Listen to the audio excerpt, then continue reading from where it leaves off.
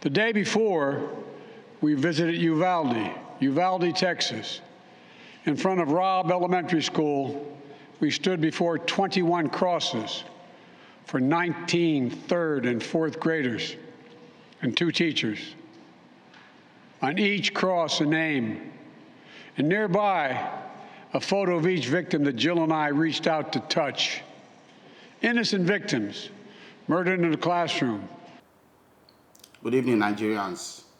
What you just saw is how a president who cares about his people acts when there is a crisis in the country. Today, a lot of people lost their lives, and our president has not even come out to give a speech. Rather, he sent Femi Adesina to come and read a speech to us, which we all know that he didn't draft. It's sad that these things happen in Nigeria, and there are solutions. There are solutions to this problem, but we just are not doing what we ought to do. I don't know. Over 50 people have lost their lives today. More are in the ICU in the hospital, in critical situation. They need blood, they need donors. It's that bad. How can some unknown gunmen take their guns into the church and kill people in the house of the Lord? It's crazy. These things should not be. There are practical solutions that can be done. One of the solutions I'm going to profile today is that it is high time every state in Nigeria becomes independent. We cannot continue this way, whereby the federal government is controlling almost everything, controlling how each state resources are being harnessed, controlling the funds, controlling the police, controlling the army. Every state needs to be independent. Henceforth, that is the way forward. If every state is independent, they are definitely going to have their own security team. They are going to have their police. They are going to have their army. When something like this happens, the army is definitely going to take it personal. The police is going to take it personal because it is their indigents who are the police. They are the ones, yes, it's your family people that have been attacked, or your friends, your community people that in the same community with you. They are the ones that have been attacked. So it's going to be personal. It's not like what we have now, whereby we can have somebody from the north. He's posted to Anambra State to go and head the police over there. Then they send somebody from Anambra State to Borno State to go and fight Boko Haram and die. It's wrong. Let's have independence in the states. It is easier for the citizens that way. Because if something happens, you can easily access your governor's office. It's just an hour or 2 hours drives away. For some communities that are closer, they just need to just walk there. But now, how are the people of Owo going to do?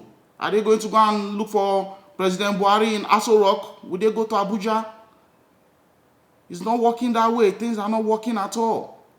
Independent state works. Look at America. Let's copy good things. Let's copy good things from their playbooks. Let's just copy good things. There's new NYPD. There's LAPD. New York Police Department. Los Angeles Police Department. In Los Angeles, those are the people that are there. It's their work. Why can't we have that? Isoko Police Department. If anything happens in Isoko, those police are Isoko people. They are the ones that would handle the matter. Why can't we have that? Owo Police Department. By now, they would have been hunting down these people down. But now we don't know. By tomorrow, another case will come up and it will be swept under the carpet. Recently, Deborah Samuel lost her life. That has not been solved. Another one has come up again. Over 50 people. And it's going to keep reoccurring because we are not doing what we ought to do. We need to amend the Nigerian Constitution. That Nigerian 99 Constitution is a problem. And whoever comes in next is going to have to swear by that same Constitution. This is a video of when Buhari swore by the Constitution. I will discharge my duties to the best of my ability, faithfully and in accordance with the Constitution of the Federal Republic of Nigeria and the law. Now you can see, if Peter Obi comes in tomorrow, he too will swear by the same Constitution. If it is Bola Tinubu, it's the same Constitution he will swear by. This Constitution is what gives a legal backing that All the police and the armies are all under the control of the federal government. How are we going, when they have sworn to uphold that constitution, how are they going to go against it? How will they go against it when they have sworn to uphold it? These are things that we need to do. This constitution, how was it drafted? Normally, if a constitution is going to be drafted in a country, what is done is that all the stakeholders from all the communities will be gathered together and they will draft a constitution. They all will agree. When they've agreed on it, the constitution now goes for a referendum. It is pushed to the people, the citizens. The citizens will see the constitution and read it and say, okay, this constitution works for Nigeria. And when the people accept it, it has been adopted. All the president needs to do is take it to the National Assembly. And then the National Assembly swears it into law. That is it, simple. But the 99 constitution we are using today, was that done? That wasn't done. So that constitution is also part of the problem, because a lot of the challenges we are facing, the constitution is a hindrance. A lot of governors last year, they called out that they needed state police. But the constitution is against that.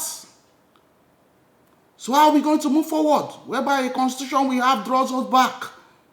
Those are the things that they need to amend in the constitution. And not just be amending things on election so that it can favor one faction over another faction. We need independence for the states. Let the states be in charge of their resources. Let them produce whatever they need to produce. Let them give a portion of the money, a percentage to the federal government.